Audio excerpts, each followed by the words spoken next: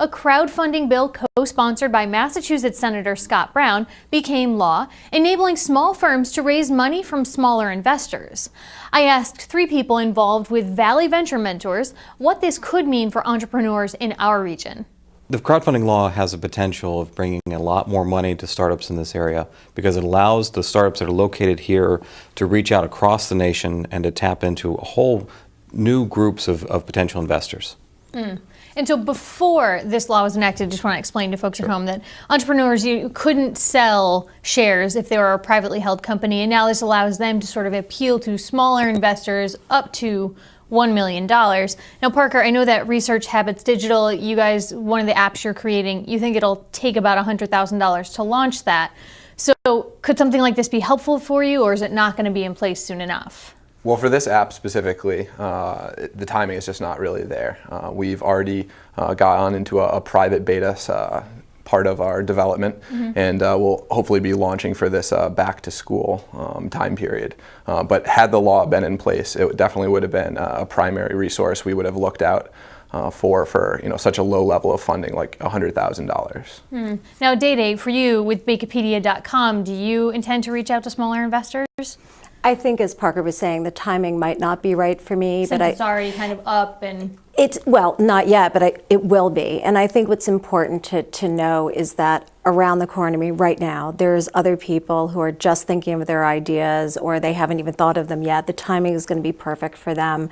It's absolutely going to feed the entrepreneurs in the Valley. There's no question. Now, with Valley Venture Mentors, Scott, which you're co-founder of, these are 2 of the sort of 10 different entities that you're working with right now. Have you spoken to some of the folks of the other 8 to see how this may impact them? Absolutely. I mean, we've spoken to them all about what it means. We talked to them about fundraising in general, and all of them can see that this would allow them to hit that initial level of fundraising in such an easier fashion than the current process. Because there's so many levels they have to go through. They have to be careful who they're talking to. Are they accredited investors or unaccredited investors? Where are they?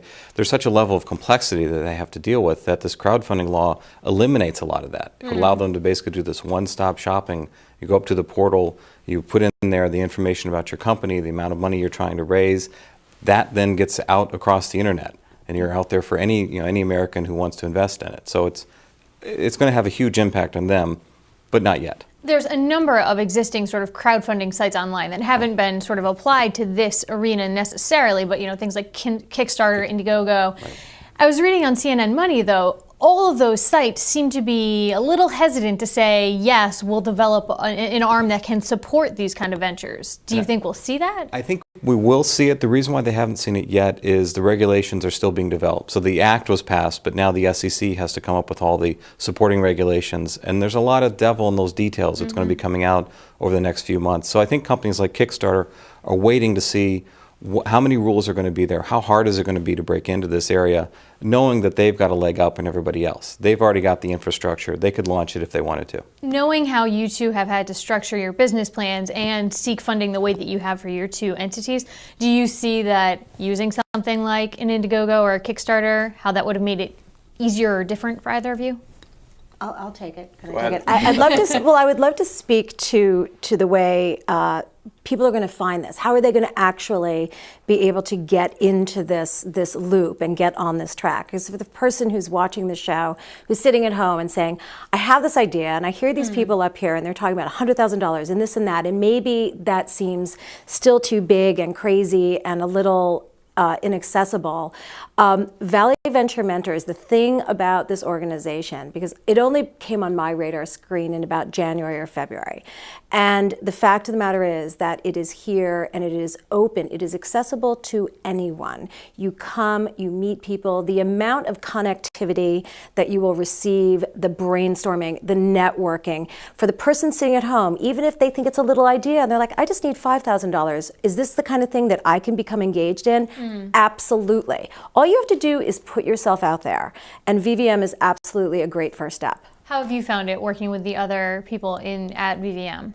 VVM has primarily been a mentorship and advisor kind of introduction to that network. This is your second foray with them. You launched your first business with them when you were a freshman in college at Amherst? My freshman year, I started a company called All College Storage. We also have All College Laundry, and that's about 5 years deep right now, and I'm actually still actively developing that company. But I got involved with Valley Venture Mentors this past fall, and have gotten introduced to several advisors in the tech space who are just general entrepreneurs out here in the Valley. I have actually one of those currently on the board of Research Habits Digital.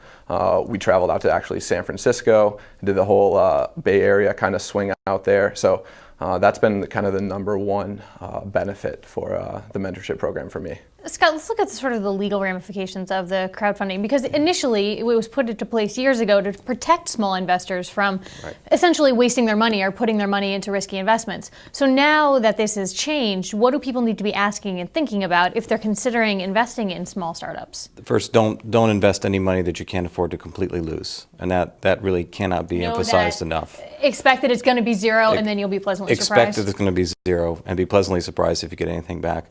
And there are going to be protections put in place so that companies that are going through this process aren't engaged in absolute fraud. There's at least an idea there. And the original securities laws were put in place because people were just making things up and accepting money and disappearing with it.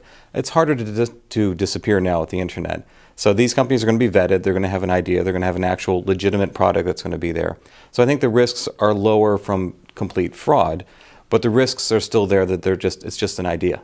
I mean, if you look at Parker's company with eHighLighter, it could be fantastic. It could be every college student across America embraces it and buys it by October.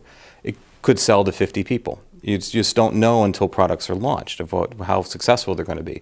So that's something any investor is going to need to be thinking about when they're putting in the $1,000 or $2,000 or up to $10,000. Just the things to keep in mind. Now, I was thinking on the flip side for the two of you with this law now, either with a different idea moving forward, you still have your bottom line figure that you need to make. So say, for the sake of argument, it's $100,000. That figure still needs to be met for you. So does it just mean essentially you're scrambling around to multiple investors as opposed to reaching out to one or two who can give you $50K? Does it make it easier still though for you, Dede, do you think? It's a different set of problems or issues. Of course, if you can find one person that's bringing all the funding to the table, then it's easier in the sense that you only had to go through that one portal. But I think that what is interesting to me about the crowdfunding is that from the flip side, from the investor's point of view, I mean, of course, as Scott was saying, they have to be ready to lose it all.